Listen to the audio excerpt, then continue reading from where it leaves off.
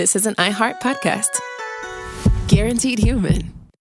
Hey, everybody. The official Big Bang Theory podcast is back, covering seasons 3 and 4 of the show. Each week, host Jessica Radloff speaks with crew and cast members like Kunal Nair, Mayim Bialik, and Kevin Sussman. Hear about the Easter eggs you may have missed, behind-the-scenes stories, and how certain real-life relationships shaped some of the most memorable storylines. Watch the official Big Bang Theory podcast on HBO Max or wherever you get your podcasts. Work can be a little weird. Cringy training seminars, coworkers who won't stop talking about their plant, forgetting the mute button at an inopportune moment. We have to deal with a lot on any given workday. Sometimes it can feel hard to thrive and move forward in your career. Well, that's where LinkedIn comes in. LinkedIn helps you get ideas and insights from experts in your field, connect with people professionally, grow your network, and access tools designed to help you find the right fit for your next role. Whether you're just getting started, figuring out your next move, or looking to accelerate your career, LinkedIn is built to support you at every stage because LinkedIn is the network that works for you. Visit linkedin.com/knowstuff to learn more. Welcome to Stuff You Should Know from HowStuffWorks.com.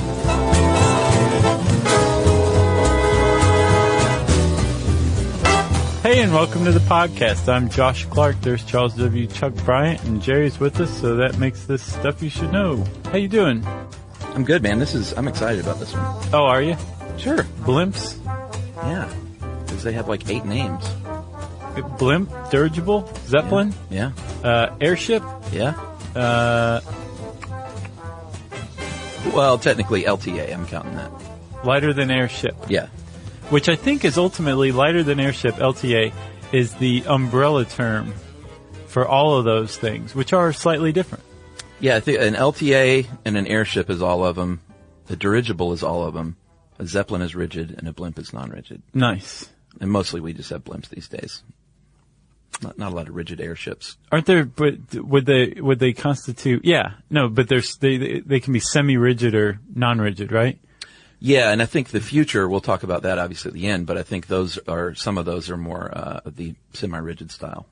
Right. Because they're huge. Yeah, but they're made of some really lightweight but very strong composite materials. Yeah. Boom.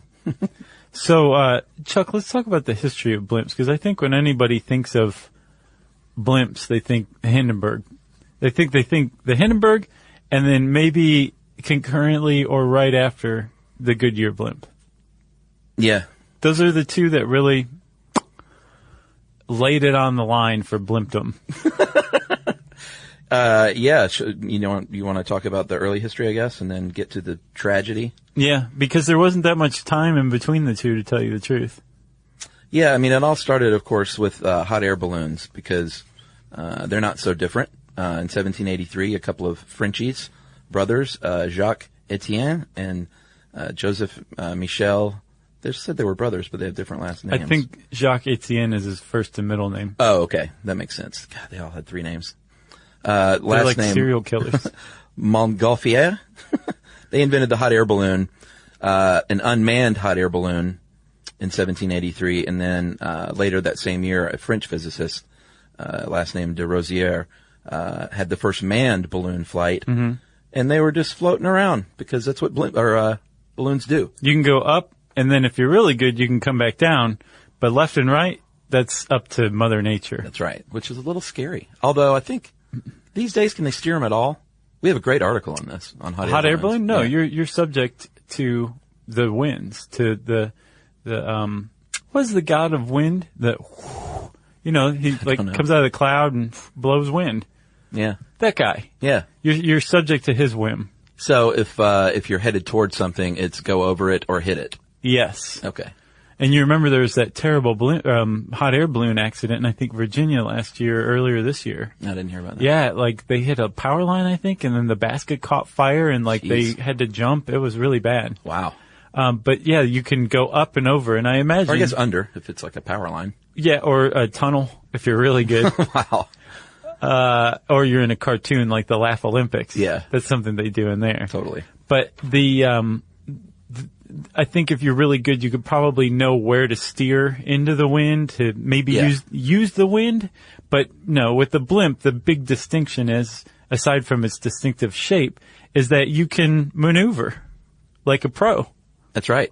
And that's what Henry Giffard did in 1852 when someone said we should steer these things. Yeah. And he built the first powered airship. And it was cigar-filled, like the classic shape that we know and love now. Mm-hmm. Had a propeller, like they have now, and a little engine, although it was a steam engine, which they don't use now. A 3-horsepower steam engine. Yeah, they're not huge engines still. Doesn't take a lot, apparently. No, it really doesn't. And those were rigid airships. It's a metal framework. Mm-hmm. And in 1900, Count Ferdinand von Zeppelin, if that name sounds familiar. Led Zeppelin. Of Germany. And that's where they got the name, of course. Sure. But I never understood the LED, the lead. Well, it was, I think someone said as a joke, you guys are going to go over like a Led Zeppelin. Or they did when they played on the BBC. Was that it? But why take the A out? Oh, because the same reason you take the A out of Def Leppard. I've never understood that either. And the same reason you put an umlaut over Motley Crue. It just makes you cool. You know? I gotcha. Differentiates. You got to misspell something in your band name. I think I was just looking too deeply into it is the problem. Yeah, L-E-A-D Zeppelin would be weird. Yeah, but I think like our paradigm would have adjusted. We would think LED Zeppelin would be weird if we were used to Led Zeppelin with an A. Or if the Beatles was spelled B-E-E-T-L-E-S. Yeah. Instead of their punny name. Very punny. All right. Boy, we get sidetracked so easy with music stuff. Not really. Zeppelin was, I think people saw that coming before they pressed play. That's true. So that was the rigid airship, the first one, and those have a metal framework. And it had tail fins and rudders, had combustion engines, and could cruise at about 1,300 feet with up to 5 people. Yes. Not bad. You could bring the whole family as long as you totaled no more than 5. Yeah, as long as you paid off the captain. Well, then you just have to be a family of 4. That's right. Because the captain's got to sit somewhere, right? Yeah, they got their little captain's chair. So everything was going quite swimmingly. Actually, around the turn of the 20th century, it was just widely assumed that we would have a future where blimps, Zeppelins, were just a regular feature of the sky. Well, they were. Up until the Hindenburg went down, there were more than 2,000 flights, carried tens of thousands of passengers over 1 million miles. Like, that was air travel. We should say ultra-wealthy passengers at the time. Sure. The Hindenburg in particular was high class. It was the pride of Nazi Germany. Yeah. And it was on its maiden voyage, wasn't it? It was almost called the Hitler, by the way. Was it really? Yeah, but Hitler's like, I don't want my name on that thing. Really? Yeah, not that he, like, foretold the future. He just didn't, I don't know. He just didn't want him named after an airship. He didn't believe Freud's idea that sometimes a cigar is just a cigar. Yeah, or a cigar-shaped airship is... Just a cigar-shaped airship. And it crashed and burned, too, so he was probably pretty stoked that he didn't have his name on it. Yeah, he very famously went, whew, yeah, when he heard the news. Exactly. So we should probably stop making light of this nearly 80-year-old tragedy, because people did die, you know?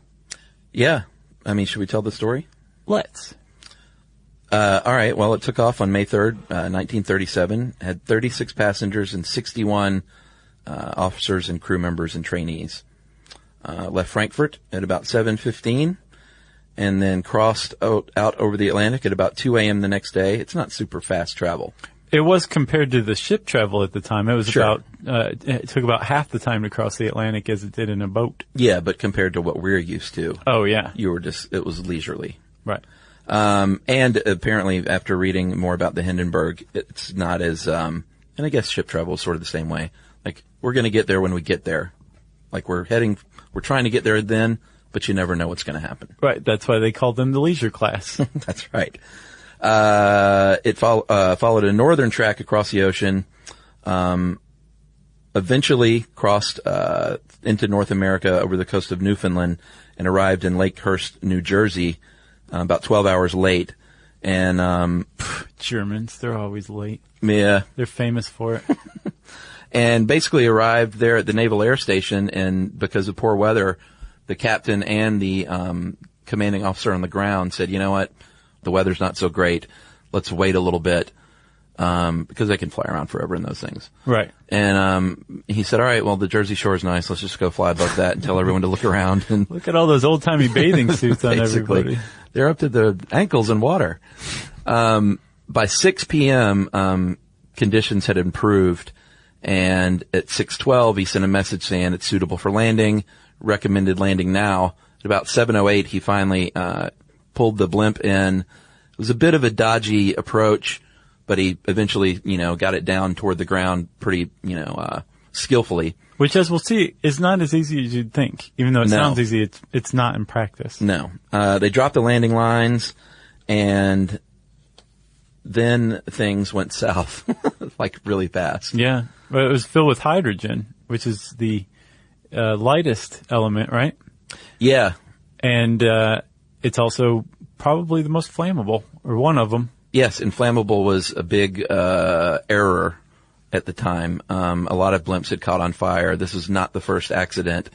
And there was, people testified afterward, because not everyone died. We'll get to the numbers here at the end of the story. But there was testimony that it appeared as if gas was pushing against the cover. Maybe it escaped from a gas cell.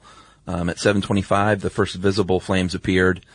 And it varies, but most witnesses say that the first flames were either at the top of the hull, forward of the vertical fin, or between the rear port engine and the port fin. Mm-hmm. And they described it as a mushroom-shaped flower, and it pretty much engulfed the tail like right away, and it was able to remain steady for a little while. Like, people could start jumping out at this point. Well, those are the people who died, correct? No. That's what I always heard, or that's what I have heard, is that the people who stayed in the gondola lived, and the people who jumped were the ones that died, because the flames, because hydrogen is light, they were burning upward. Well, it says here, basically, it was all dependent on where you were. If you were close to a means of exit, you generally survived. If you were deep inside the ship, like in the power room along the keel, or in the smoking room, they had a smoking room in the Hindenburg. I'm surprised it wasn't all smoking. With a big blimp full of hydrogen? Oh, yeah. Yeah. I hadn't thought about that. It was not a good idea. They had apparently a double airlocked door, one electric lighter, and you were allowed to smoke as long as you put it out before you left. And so, like I said, if you were in the smoking room on B deck, you were in big trouble. If you were one of the 9 men closest to the front of the ship, you definitely didn't survive. Really? Yeah. So out of the 97 people on board, 62 survived.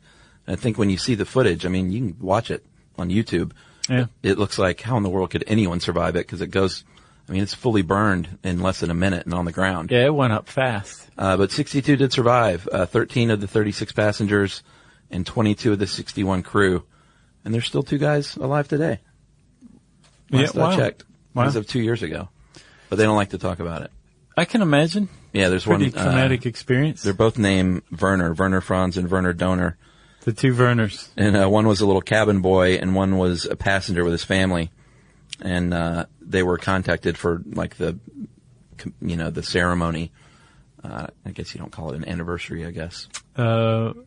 Memorial. Yeah, it's an ceremony. anniversary. Yeah, it just sounds like a party, But they said, "Nah, we're not coming. We don't like to talk about it." Yeah. So it's been a long-standing mystery exactly what happened. I found an article in the UK Independent from 2013 about a study from that year that found, they said they figured it out. They built like scale models of the Hindenburg, which was like 2.5 football fields long, by the way. Yeah. They were building scale models that were like 60 feet long, so good sized ones. And they tried to blow them up because there was a rumor that it was sabotage. Right. That everybody hated the Nazis even then.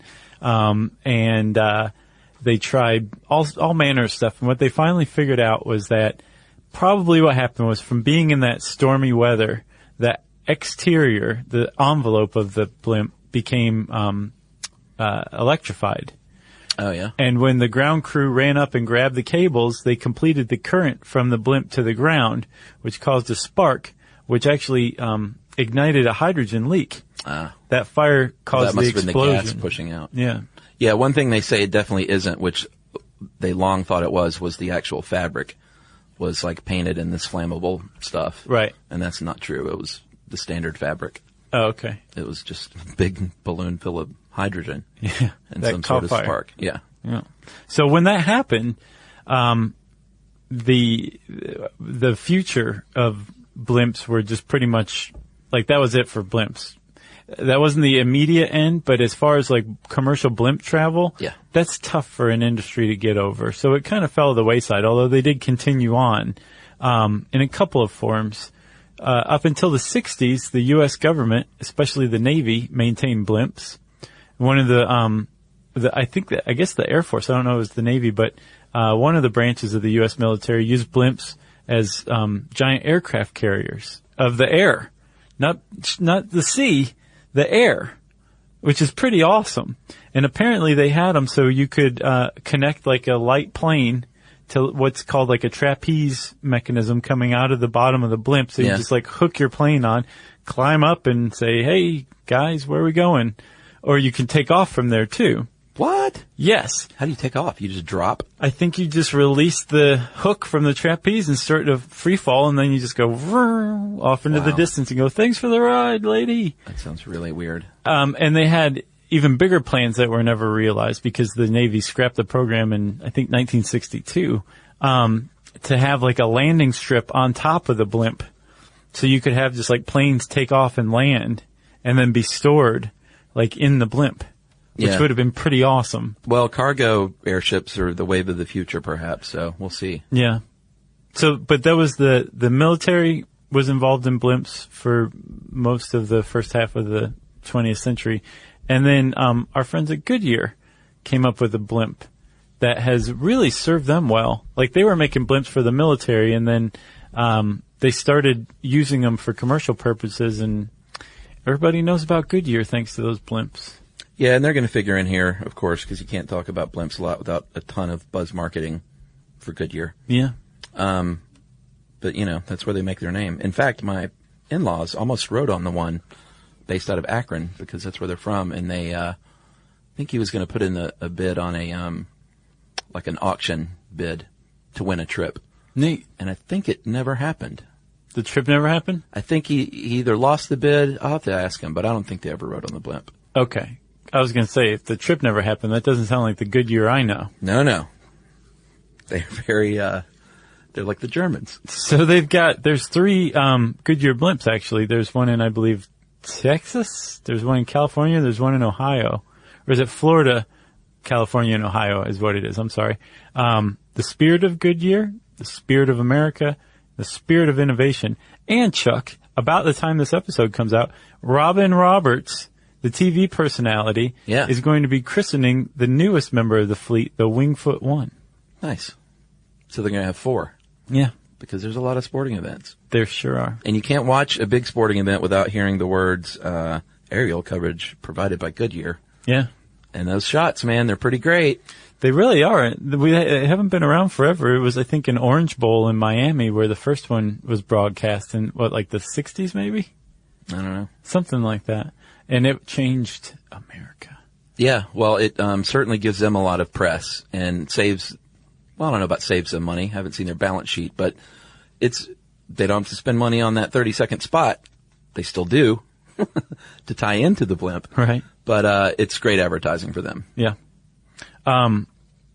They also were good sports in a movie called Black Sunday.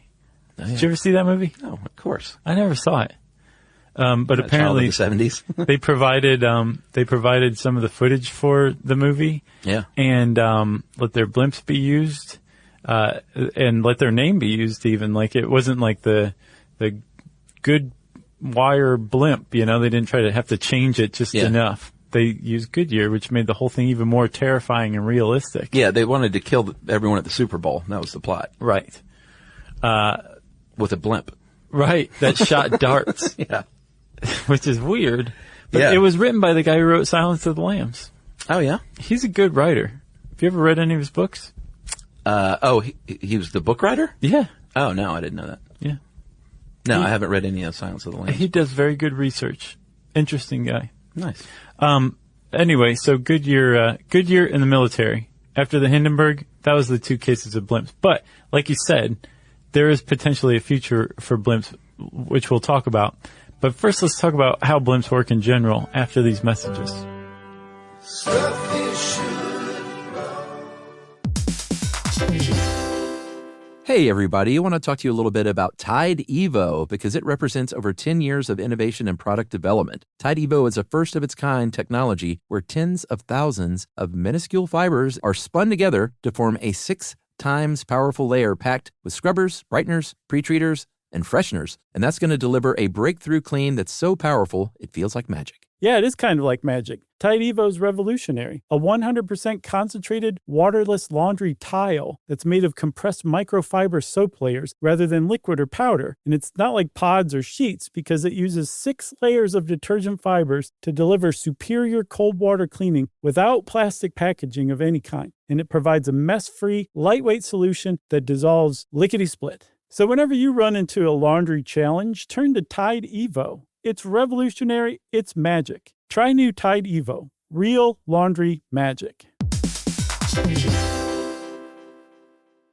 Everyone knows winter is the real mess maker. You don't need WeatherTech floor liners for summer unless you hit the beach and half the beach ends up back in your car, or the campsite dirt ends up in your trunk. Then you'd want a cargo liner, or a road trip goes sideways, lemonade spills, ketchup goes rogue, ice cream drips. Yeah, you'd be pretty happy about those WeatherTech seat protectors. So just to be clear, as the mud you're inevitably going to step in this summer, you don't need WeatherTech unless you plan on doing summer. Visit WeatherTech.com today.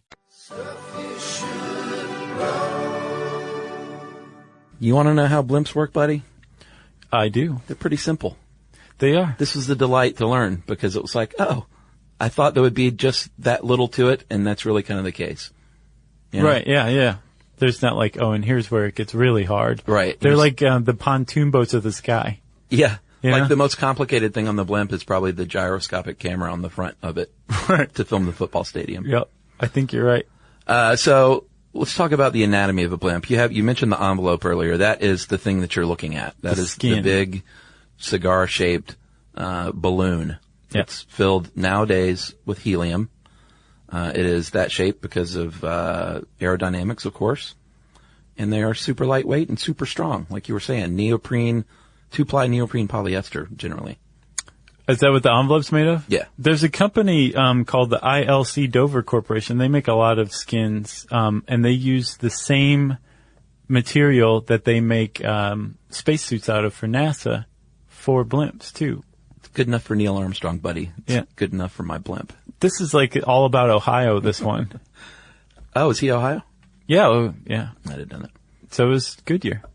No, I knew that. So are your in-laws. That's right.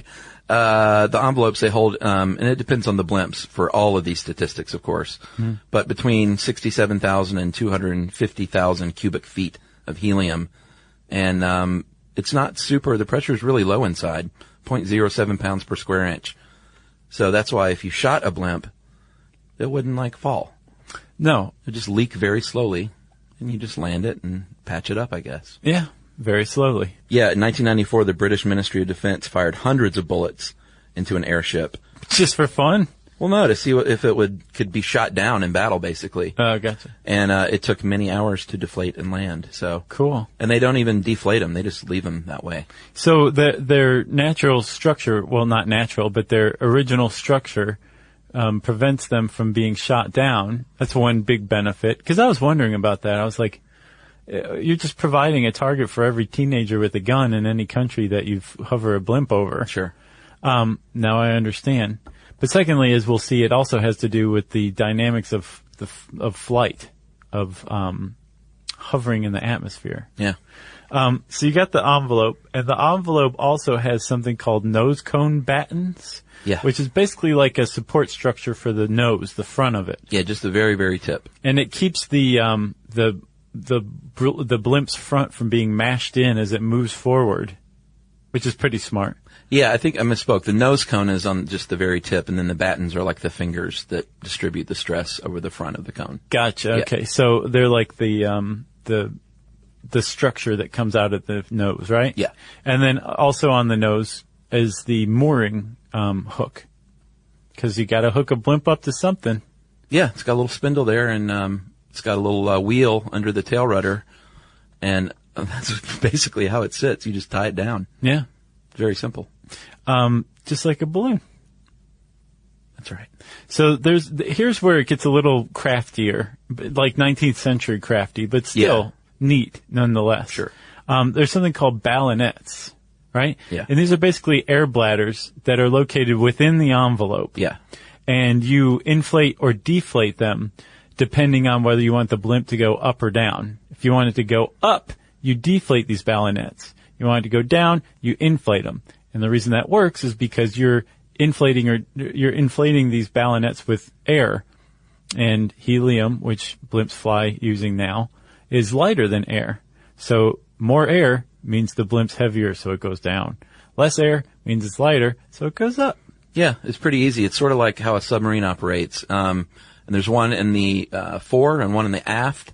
So that's how you control your trim. You can just nose it up or nose it down, filling up or deflating. That's the pitch axis. That's right.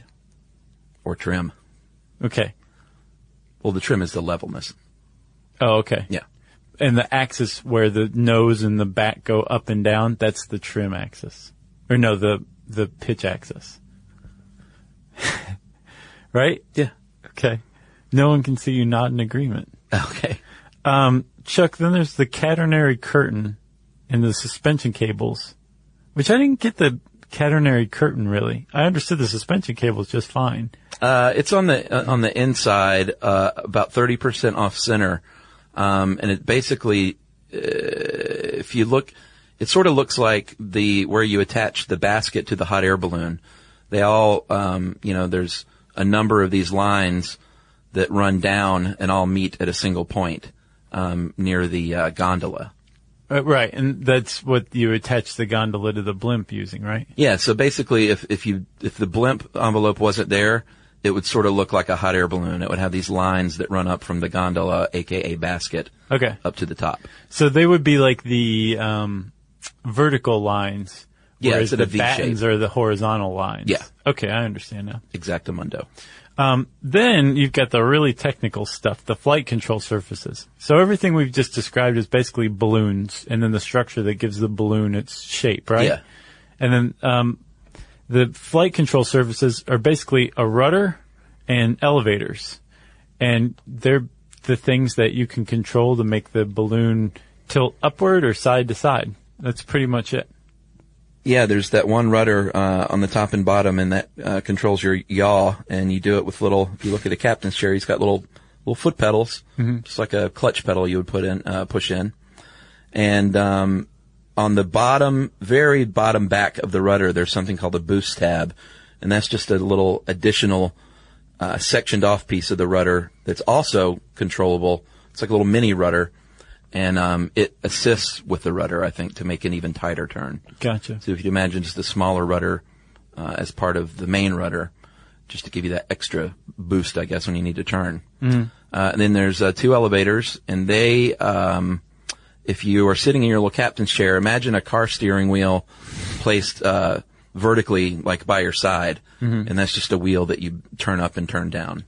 It's really very basic. It sounds like the Wizard of Oz. It totally behind is. the curtain, like all the machine he's messing with. And there's steam blowing out. And it looks very steampunky when you look at it. Huh. So you steer up or down with that wheel, and that's pretty much it. Oh no! Don't forget the engines. Oh well, yeah. I mean, as far as like driving this puppy. Yeah, the flight control. Yeah. This is what separates it from hot air balloons. Don't forget The engines. No, the hot air. The engines, but also the flight control services. Sure. But the engines are turboprop engines, right? There's twin ones, which means there's 2, one on each side of the gondola at the rear. And they're pretty cool because they propel the thing forward, but very cleverly, there's also something called air scoops that are basically these funnels that face the back of the turboprop, and they catch the vented air out of the props, and they use those to inflate the ballonets. Yeah. That's called prop wash. This is all the lingo I've learned. That's good stuff. And the engines are just 6-cylinder engines, like I said, that you don't need a ton of power to power these things. And you can go at about 30 to 70. This says miles per hour, not knots. So how about that? And 70 is cruising. Apparently, like 30 to 50 is where you want to be.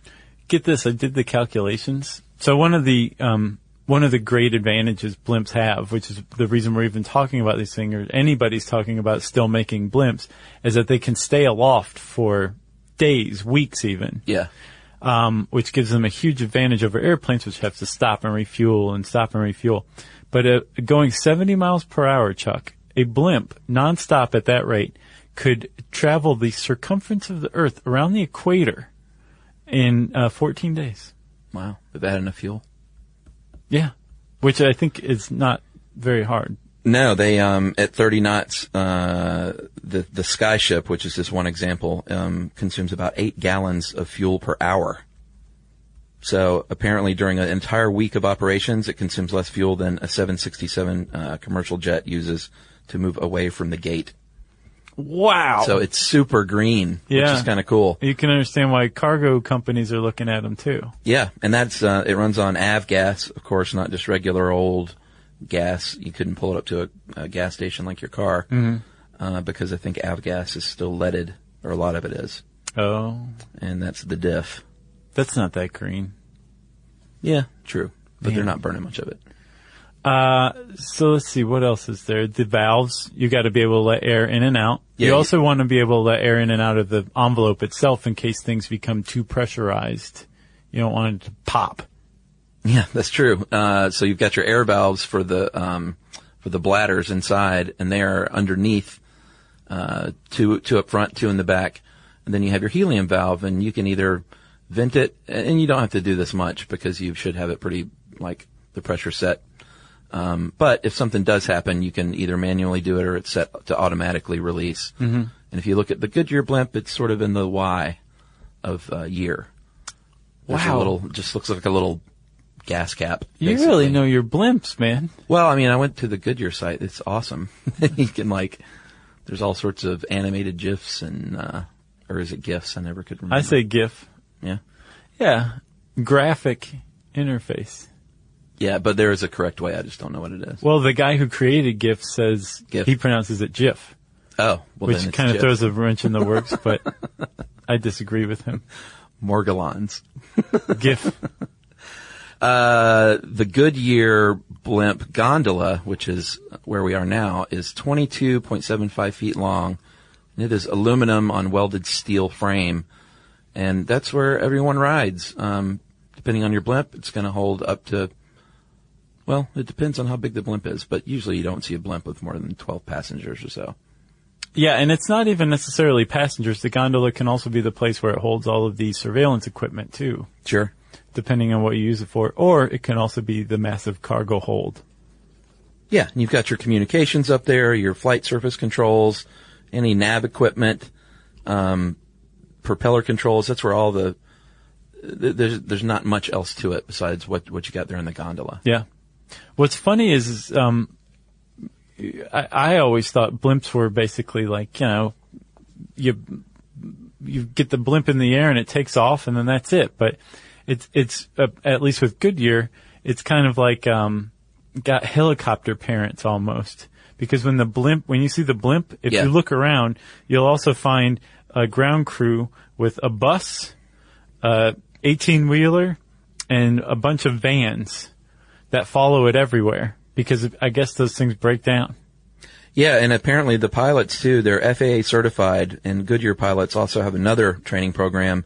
But the pilots are it's all sort of, everyone is cross-trained, it sounds like. Yep. To work on the ground or make repairs. And, it's like a little self-contained unit. All just traveling around together, like tornado family. chasers. Right. And you talked about, if they just took off and floated around, if the engines did stop, that's exactly what you're doing. You're basically a hot air balloon at that point. So you lose control of the flight surface controls? Yeah, well, I mean, they call it a free balloon. Uh-huh. So it's buoyant, and it's kept aloft, obviously, but if they lose all the power, then all you can do is ascend and descend. Because I guess the rudders and the elevators are also powered mechanisms. I gotcha. It's not just attached to a cable, attached to a pedal. Attached to a wheel that the guy moves next to. It sounds like it is, though. And as far as weather goes, they compare it to roughly operating is about as similar as a helicopter. Like we can fly in bad weather, but we try to avoid super bad weather. Yeah, I don't blame them. Sure. Because, that's no fun. No. You want to be above the Rose Bowl in like 70-degree weather. Sure. Yeah. So, coming up, we're going to talk about how blimps fly, and then also the future of blimps, and if there is such a thing, after this.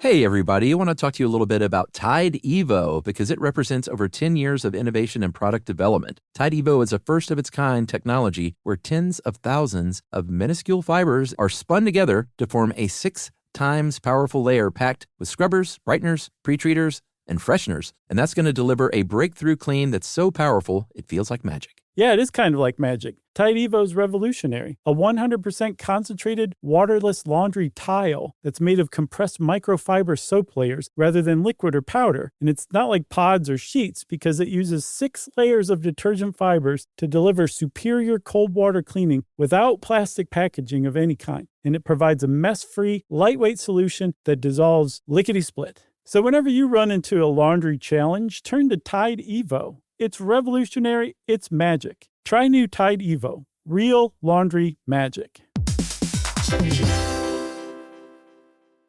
Everyone knows winter is the real mess maker. You don't need WeatherTech floor liners for summer unless you hit the beach and half the beach ends up back in your car, or the campsite dirt ends up in your trunk. Then you'd want a cargo liner, or a road trip goes sideways, lemonade spills, ketchup goes rogue, ice cream drips. Yeah, you'd be pretty happy about those WeatherTech seat protectors. So just to be clear, as the mud you're inevitably going to step in this summer, you don't need WeatherTech unless you plan on doing summer. Visit WeatherTech.com today. So, Chuck, the way blimps fly is pretty simple and beautiful and elegant, if you ask me. Yeah. Yeah. So you have helium, right? Yeah. Which is, they used to use hydrogen. Helium's slightly heavier than hydrogen, but not that much more. You don't notice a difference, I would guess. Yeah, you get why they use hydrogen. They weren't dummies. Right. It was lighter than air. Sure. The lightest of all the gases. Yeah. Of all the elements, from what I understand. And when hydrogen blew up, they said, okay, not hydrogen, what else do we have? And they said, well, helium works. And so they started using helium. And helium has a lift capacity of 0.70 pounds per square foot, right? Yeah. Which is 1.1 kilograms per square meter, which means it can lift a pretty decent amount of weight. Yeah. For just a little bit amount. Sure. And since they're filling these balloons with hundreds of thousands of cubic feet or cubic meters of these of helium, they can lift tons and tons of weight. And they do it by just simple physics. Since helium is lighter than air, as long as the helium has enough lifting power to lift whatever the envelope and the gondola and all of the mechanisms weigh, then it will rise more than the air. It will rise into the air. Yeah, it's called positive buoyancy. Yep. And what you want as a blimp pilot is neutral buoyancy. So that's why you're going to control, like we talked about, your air bladders to get that thing where it's, once you've got your cruising altitude, you just want to be at the same level. You want up to. And down. And you want to fill it up by blowing exhaust into your air scoops, which fill up your ballonets. And the higher you get into the atmosphere, the less pressure there is, which means the higher up you could float conceivably. So Sure. you want to make sure you get that air in so you don't just float away. And you achieve, is it negative buoyancy or neutral buoyancy, you said? Yeah, that's what you want. And then when you want to land, you do just the opposite.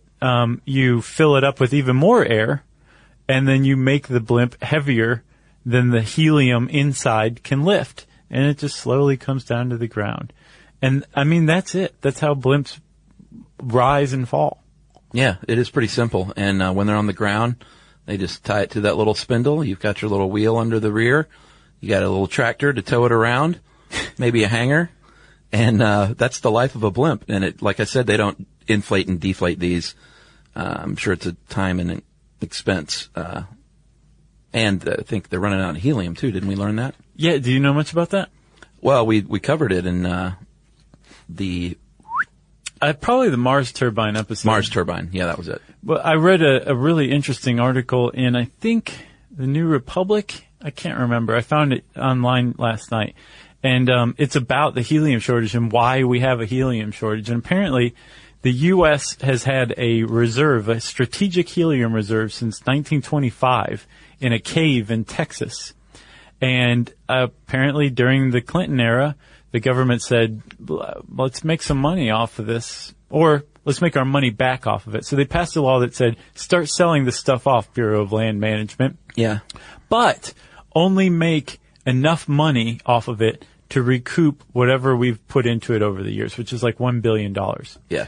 So they started selling it, and by setting the price artificially, they created an artificial market, because this is like 80-90% of the world's helium reserves in this cave in Texas. So whatever the BLM was selling it for, that's how much the market value was. Yeah. But it was artificial, so you had artificially cheap helium flooding the market, yeah, which had a two-pronged effect. One, it led to these scarcities that we're running into now because they just started selling it off in a fire sale to private industry. But the other more positive effect it had was that it spurred all of this technological innovation, because nuclear magnetic resonance, the technology behind MRIs, superconductivity, molecular analysis, uses helium to super cool magnets to turn them into superconductors, right? So you need helium for that. So all these industries were using this helium from the Bureau of Land Management to like advance technology by leaps and bounds, which is one of the big reasons why we are where we are right now, technologically speaking, because of helium. But now we're starting to run out. There's, I think, 9 billion cubic feet of helium left in the reserve in Texas, which is about a third of what they had when they started selling it off in the 90s. Yeah. Which would be fine if we just clamped it down and said, okay, this is a reserve again. But instead, for some reason, the government just doubled down and issued another decree to the Bureau of Land Management. It's like, keep selling this stuff. Let's just get rid of all of it for no good reason. I don't understand why. Interesting. Like, it made sense in the 90s maybe, and it had all these great effects, but now it's like, okay, we understand that helium is literally irreplaceable, as the article put it. Like, once there's no helium, there's no helium. Like, we can't go get it anywhere else or manufacture it, and we have no technology to recycle it. I wonder what the reason is. I guess money, private industry has a lot of interest in it. Yeah. And there's good interest too, like using it for MRIs or pharmaceutical research or that kind of stuff. Birthday parties. Well, that's the thing. So the med and pharma sectors use 29% of helium worldwide. Welding uses 17% because they use helium to weld. Yeah. Party balloons equals 8% of worldwide helium use. Wow. I have a feeling that party balloons are going to go the way of the dinosaur very soon if they haven't already. And half of that is the stoner kid who operates the helium tank. Right. Just talking funny. Yeah. Yeah. So that's the helium shortage. That's the skinny on it. Wow. So I wonder if there's any other gas they could use for blimps. I don't know. It seems like a giant waste. Or I wonder if they could do like a hybrid so it's fueled by hot air, like a balloon. Mm. Huh. Probably wouldn't. I don't know. Yeah, I don't know either. Well, I guess we are at the future then, in the future. And depending on who you ask, the future of airships is either super exciting and awesome, and when you look at these, they are. Yeah. Or it's not going to be funded enough to really, there's not a lot of money being pumped into it. Well, the government was for a little while. With the Afghanistan war, the Department of Defense was like, give us new blimps. We want these things now. Yeah. And all these companies ran in and were like, here's your blimps. Like, give us some money. The problem is the whole program got scrapped because nobody could fulfill the enormous orders the DoD was placing for helium. Right. Well, that makes sense. And the military's interested because they basically could be a satellite, function as a satellite. Yeah, like a 10,000-foot satellite. Yeah, pretty much. There are people doing it, though. Lockheed Martin has a P-791 that is super cool looking. Yeah. And it is a tri-hull. If you look at it from the front, it looks sort of like three blimps squashed together. And it has four big, it looks like feet, these disc-shaped cushions that are apparently for landing. Mm-hmm. And these are all so cool. There's another one in California from Worldwide Aeros Corp called the Dragon Dream. Yeah. And it's different looking. It sort of looks like a whale shark. Did you see it? Yeah. It's a single hull, I guess, but it's sort of kind of flattened out. Mm-hmm. Yeah, it looks like a whale shark. They actually submitted that design to the DoD, and when the DoD scrapped the program, they bought their design back because they want to go commercial, like cargo carrier with it. Yeah. And they're in trouble though.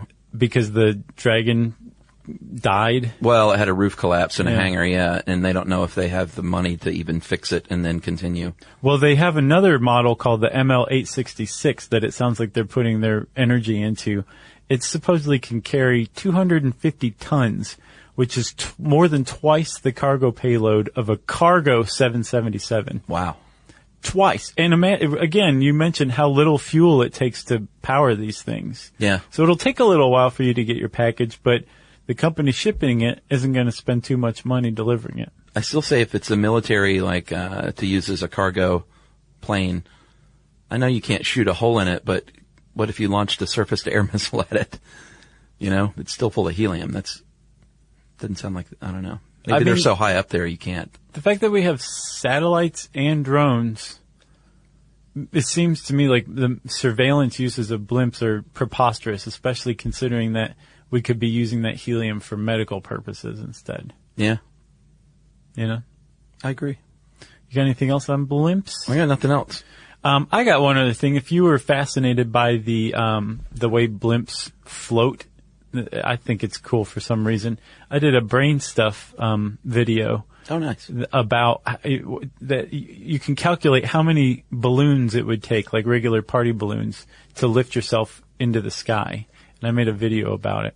So you go to brainstuffshow.com and check it out. Nice. And if you want to read this article, you can go to howstuffworks.com, type in how blimps work, and it will bring it up. And I said how stuff works, I think. So that means it's time for listener mail. I'm going to call this sterilizing attics. Remember that old one? Mm-hmm. I did a show on whether or not it's legal to sterilize attics. Turns out it is. Yeah, and that's the thing. And this is from someone who had a personal stake in it. It's long, but I'm going to edit it in my head as I go. Okay. Hey guys, just recently listened to your podcast on sterilization of attics. I had a personal story to share. Until my mother is a fully recovered heroin addict, and I'm grateful just to be alive. Until I was 6, she was only an alcoholic. However, drug addiction set in fast. My mother, brother, and myself, along with whatever scumbag boyfriend she had at the time, were constantly on the run from the police looking for shelter and searching for food. My father is an upper middle-class blue-collar worker who always had a sound home environment. When my mother was sent to prison when I was 10, I was sent to live with my father. Always had food, a shower, and clean clothes. Was never in fear for being homeless. I lived with my father for 3 years until I finally ran away once I regained contact with my mother. My father, even with his financial support and stability, was never there even though he was only a few feet away. My mother, even while on drugs, always listened and always cared about my thoughts and feelings, and that was what was important as a child. My mother eventually overcame her addictions cold turkey because she could see it was damaging to me and my brother. And she's been clean for 11 years now and is an amazing mother and an amazing grandmother to my nephew. I like to believe that seeing the harder side of life made me appreciate such things and be more humble and responsible and fearful of what could happen if I slipped or did not take care of myself. I don't want to be the poster child for children of addicts. However, I do believe that we are all in control of our own lives. And that is anonymized as Cornelius Jacobs VII. Corny Jake, 7. Yeah. He said, yeah, you can read it. And I said, I'll anonymize it. Is there some sort of name anonymizer on the internet? No, he said, please do. Just make it something awesome like Cornelius Jacobs VII. That's great. And I said, cool. P.S. I've been secretly wanting Jerry to be the Tyler Durden of your podcast. A lot of know what people, that even means. Like made up. But like we think she's real, but she's not. Oh, okay. Are you real, Jerry? Jerry says no. Nope. Well, that answers that, Cornelius Jacobs VII. And you read the Roman numerals correctly, Chuck, this time. Good going. Yeah. Nice going. VII. Yeah. If you want to get in touch with me and Chuck to tell us any story like Cornelius Jacobs VII, please do. You can tweet to us at SYSK Podcast. You can join us on Facebook.com/StuffYouShouldKnow. you can send us an email to stuffpodcast@howstuffworks.com. And as always, go to our cool home on the web, stuffyoushouldknow.com.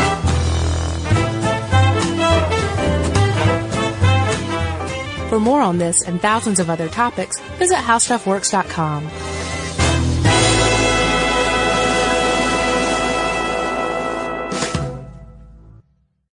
Everyone knows winter is the real mess maker. You don't need WeatherTech floor liners for summer unless you hit the beach and half the beach ends up back in your car, or the campsite dirt ends up in your trunk. Then you'd want a cargo liner, or a road trip goes sideways, lemonade spills, ketchup goes rogue, ice cream drips. Yeah, you'd be pretty happy about those WeatherTech seat protectors. So just to be clear, as the mud you're inevitably going to step in this summer, you don't need WeatherTech unless you plan on doing summer. Visit WeatherTech.com today. Hey everybody, here's a fact for you. In the United States, there is a break-in every 26 seconds, and that means that somewhere right now, an intruder is getting closer. And the problem with most security systems is that they only alert you after the break-in has started, and that's too late. Well, that's what makes SimpliSafe different. They use alerts. SimpliSafe's US-based live agents, they identify threats on your property and help deter them before they actually break in. So the intruder never gets into your house. The crime is stopped before it even starts. That's right. And another great thing about SimpliSafe is they have no long-term contracts. They give you peace of mind and great value with their monitoring deterrence plans because they just start at about $1 a day. Yeah, SimpliSafe sent us a setup years back, and I still use mine every day. Yeah, and apparently setup, you can do it by yourself in under 30 minutes, so it's a really good value and it doesn't take long. So if you want to experience the SimpliSafe peace of mind, you can take advantage of the SimpliSafe discount offered to Stuff You Should Know listeners. Right now, you can get 50% off your new system by visiting simplisafe.com/stuff. That's half off at simplisafe.com/stuff. There's no safe like SimpliSafe. This is an iHeart podcast. Guaranteed human.